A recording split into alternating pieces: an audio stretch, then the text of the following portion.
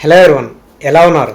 ఈ వీడియోలో basic system design అంటే ఏంటి, మన దగ్గర తక్కువ రీసోర్స్తో ఒక అప్లికేషన్ ఎలా బిల్డ్ చేయొచ్చు, ఒరాకిల్ క్లౌడ్ రీసోర్స్ని ఫ్రీగా ఎలా యూజ్ చేసుకోవచ్చు, ఒక లైవ్ అప్లికేషన్ని మనం డిజైన్ చేస్తున్నప్పుడు ఎలాంటి కన్సిడరేషన్ తీసుకోవాలి, ఎస్పెషల్లీ మీరు స్టూడెంట్ అయితే లేదా మీరు ఫ్రెషర్గా ఒక ఎంట్రీ లెవెల్లో ఉంటే ఈ వీడియో అయితే మీకు ఖచ్చితంగా యూజ్ అవుతుంది. అలా అని మనం అడ్వాన్స్డ్ సిస్టమ్ డిజైన్ గురించి అయితే మాట్లాడట్లేదు. సో మీరు ఏదైతే ఈ వెబ్సైట్ చూస్తున్నారు కదా, ఈ వెబ్సైట్ ఫ్రీగా హోస్ట్ చేసాం ఒరాకిల్ క్లౌడ్లో.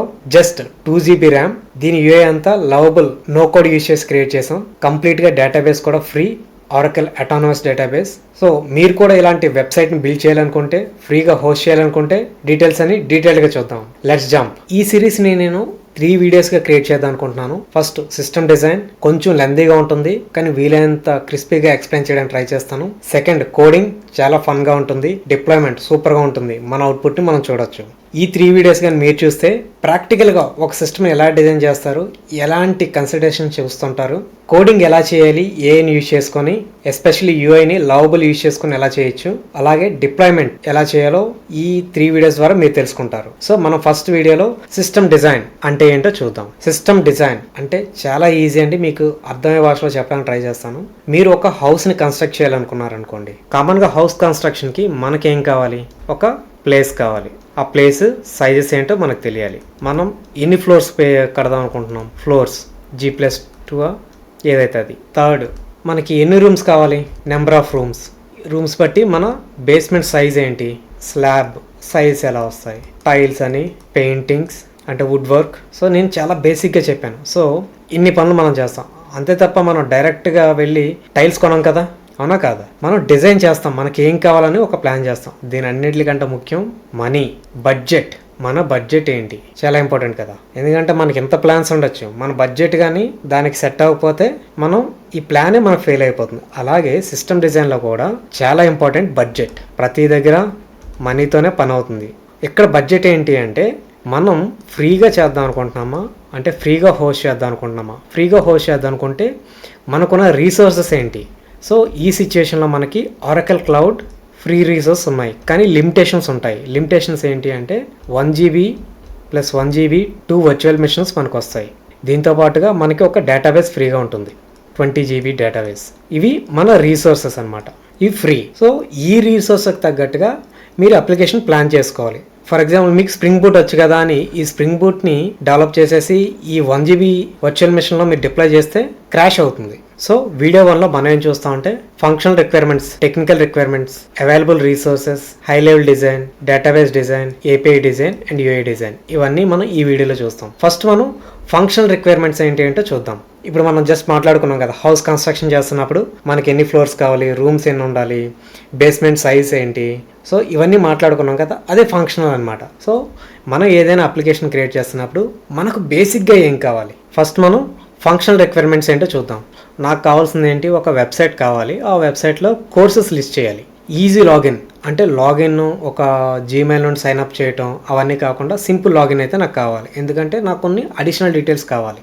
లీడ్ క్యాప్చర్ ఫస్ట్ అంటే ఏంటి అంటే, సిస్టమ్ అనేది స్టూడెంట్స్ డీటెయిల్స్ని ఎక్కడ నుండి క్యాప్చర్ చేస్తుంది, ఆ డీటెయిల్స్ అనేవి నాకు కావాలి. ఆటోమేటెడ్గా కమ్యూనికేషన్ కావాలి. ఎప్పుడైతే మన స్టూడెంట్స్ మన అప్లికేషన్కి సైన్ అప్ అయ్యారో వాళ్ళకి ఒక వెల్కమ్ ఈమెయిల్ వెళ్ళాలి. కెరీర్ గైడెన్స్ బుకింగ్ కావాలి, అంటే ఎవరైనా మన ఛానల్లో ఇంటరాక్ట్ అవ్వాలనుకుంటే 1-to-1 బుకింగ్ ఎలా చేయాలి. సో దానికి మనం థర్డ్ పార్టీని ఎలా ఇంటిగ్రేట్ చేసాం. Admin control without code changes అంటే, ఇప్పుడు నేను కొత్తగా ఏదైనా డేటాని మన వెబ్సైట్లో పుష్ చేయాలనుకుంటే, ఫర్ ఎగ్జాంపుల్గా ఇంటర్న్షిప్కి సంబంధించినవి కానీ లేదా కొత్త కోర్సెస్ ఏమైనా నేను పుష్ చేయాలనుకుంటే అప్లికేషన్ని టచ్ చేయకుండా బ్యాక్ ఎండ్ నుండి ఎలా పుష్ చేయొచ్చు. సో మనం ఇవన్నీ అప్లికేషన్ క్రియేట్ చేయకముందు ఆలోచించాలి. ఈ డిజైన్ అంతా ఎలా ఉండాలి, మన అప్లికేషన్ అందరికీ ఫ్రీగా యాక్సెస్ ఉండాలి. ఇది నా సింపుల్ రిక్వైర్మెంట్స్. ఈ రిక్వైర్మెంట్స్కి టెక్నికల్ రిక్వైర్మెంట్స్ కూడా ఉండాలి. టెక్నికల్ రిక్వైర్మెంట్స్ ఏంటో చూద్దాం.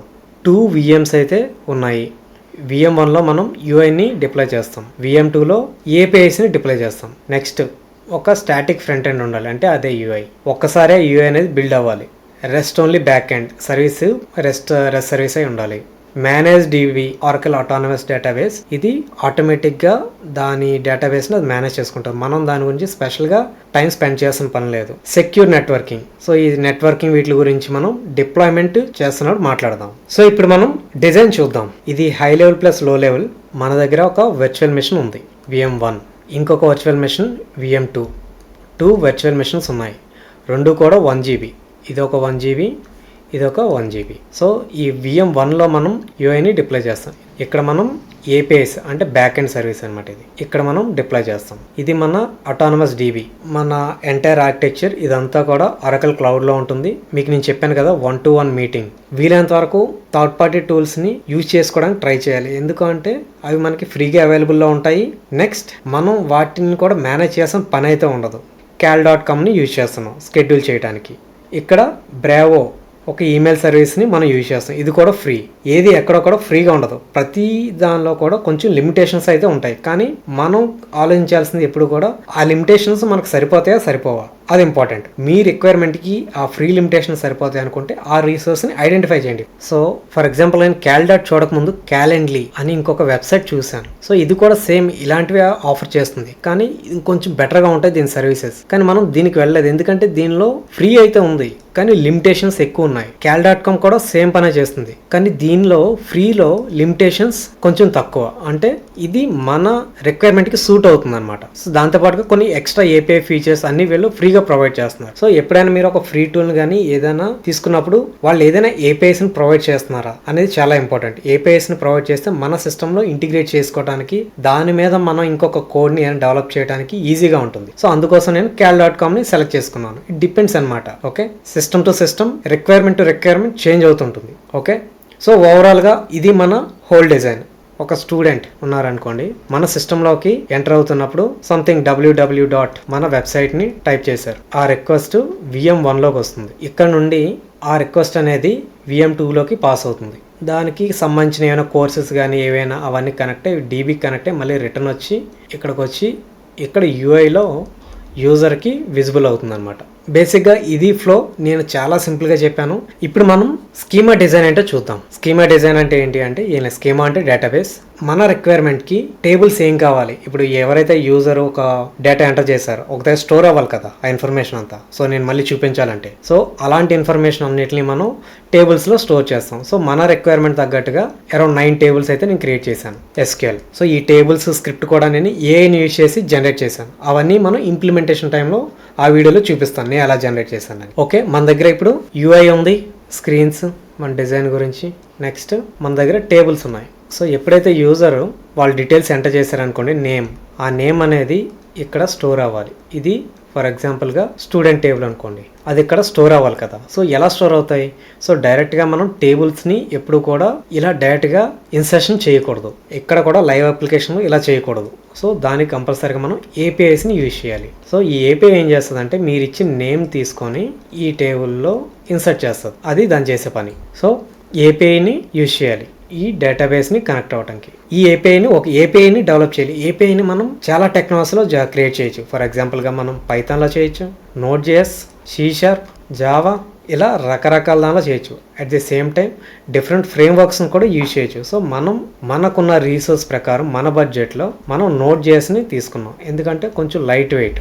Node.js ప్లస్ Node Expressని తీసుకొని ఈ ఏపీఐస్ అయితే డెవలప్ చేద్దాం. ఓకే, మీకు గుర్తుంది కదా, మన దగ్గర అరౌండ్ 9 టేబుల్స్ ఉన్నాయి. 9 టేబుల్స్కి 9 ఏపీఐస్ ఉండాలని గ్యారంటీ లేదు, కానీ డిపెండ్స్ ఆన్ వర్క్ ఫ్లో బట్టి మనం ఏపీఐని అయితే డిజైన్ చేయాలి. ఎప్పుడైనా ఏపీఐని మీరు డిజైన్ చేస్తున్నప్పుడు ఏపీఐ డిజైన్ ఎప్పుడు కూడా సింగిల్ రెస్పాన్సిబిలిటీ ఉండాలన్నమాట. ఏపీఐ ఏదైనా గెట్ చేస్తుంది అనుకోండి, ఒక డీటెయిల్స్ని, స్టూడెంట్ డీటెయిల్స్ గెట్ చేయాలంటే అది స్టూడెంట్ డీటెయిల్స్ మాత్రం గెట్ చేయాలి. అది వెళ్ళి మళ్ళీ కోర్సెస్ని తీసుకొని రావటం, ఒకే ఏపీఐలో కోర్సెస్ని తీసుకురావాలని ట్రై చేయకూడదు.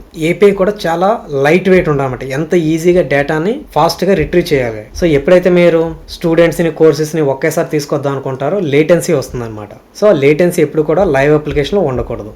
ఇంకా చాలా ప్రిన్సిపల్స్ ఉన్నాయి, అవన్నీ కూడా మనం ఇంప్లిమెంట్ చేయాలి, ఎస్పెషల్లీ లైవ్ అప్లికేషన్లో. ఓకే, సో మన అప్లికేషన్ గురించి ఇక్కడ నేను 8 ఏపీఐస్ అయితే క్రియేట్ చేశాను. ఈ 8లో ఇది పోస్ట్ ఏపీఐ. మాట్లాడుకున్నాం కదా స్టూడెంట్ రిలేటెడ్ ఇన్ఫర్మేషన్, దీని ద్వారా మనకి పోస్ట్ అంటే ఇన్సర్షన్ అని అర్థం అనమాట. ఇది గెట్, డీటెయిల్స్ని రిట్రీవ్ చేయడానికి. సో ఫైనల్గా అయితే మనం బేసిక్ యూఐ మాకప్స్ గురించి అయితే ఫస్ట్లోనే యూఐ మీకు చూపించాను కదా. మాకప్స్ గురించి అయితే అంత పెద్దగా డిస్కషన్ చేయలేదు, బట్ యూఐ మీకు చూపించాను కాబట్టి ఒక ఐడియా ఉంటుంది. టెక్నికల్ రిక్వైర్మెంట్స్ మనం డీటెయిల్గా మాట్లాడుకున్నాం. అవైలబుల్ రీసోర్స్ అంటే మన దగ్గర VM1 VM2 free available resource ఏంటి, ఫ్రీ డేటాబేస్ ఏంటి అని మాట్లాడుకున్నాం కదా, అది ఇది. నెక్స్ట్ హై లెవెల్ డిజైన్, మీకు ఒక ఆర్కిటెక్చర్ డయాగ్రామ్ చూపించాను కదా. నెక్స్ట్ డేటాబేస్ డిజైన్, టేబుల్స్ ఎన్ని ఉండాలి, ఆ టేబుల్స్ ఎలా ఇంటరాక్ట్ అవ్వాలి, ఆ టేబుల్స్ కి ప్రైమరీకి ఏంటి, ఫారెన్కి ఏంటి, ఆ డీటెయిల్స్ అన్ని నేను డీటెయిల్గా చెప్పలేదు, కానీ డేటాబేస్ డిజైన్లో అవి కూడా ఇంపార్టెంట్. ఏపీఐ డిజైన్స్ గురించి మనం మాట్లాడుకున్నాం. యూఐ డిజైన్ని మనం నెక్స్ట్ వీడియోలో లవబుల్ యూజ్ చేసి యూఐని ఎలా డిజైన్ చేయొచ్చు విత్ ప్రాంప్ట్స్తో చూద్దాం. ఈ వీడియో మీకు నచ్చితే గట్టిగా లైక్ చేయండి. సో బేసిక్ ఇలాంటి వీడియోస్ క్రియేట్ చేద్దాం వద్దా అనిపిస్తుంటుంది నాకు, ఎందుకంటే టెక్నికల్ వీడియోస్ చేస్తే మన ఛానల్లో ఇంట్రెస్ట్ ఉన్నారో లేదో నాకు తెలియదు. ఒకవేళ మీరు ఇంట్రెస్టెడ్ అయితే టెక్నికల్ అని ఒకసారి కామెంట్ చేయండి. ఇలాంటి వీడియోస్ నేను అప్లోడ్ చేయడానికి ట్రై చేస్తుంటాను. Thank you all.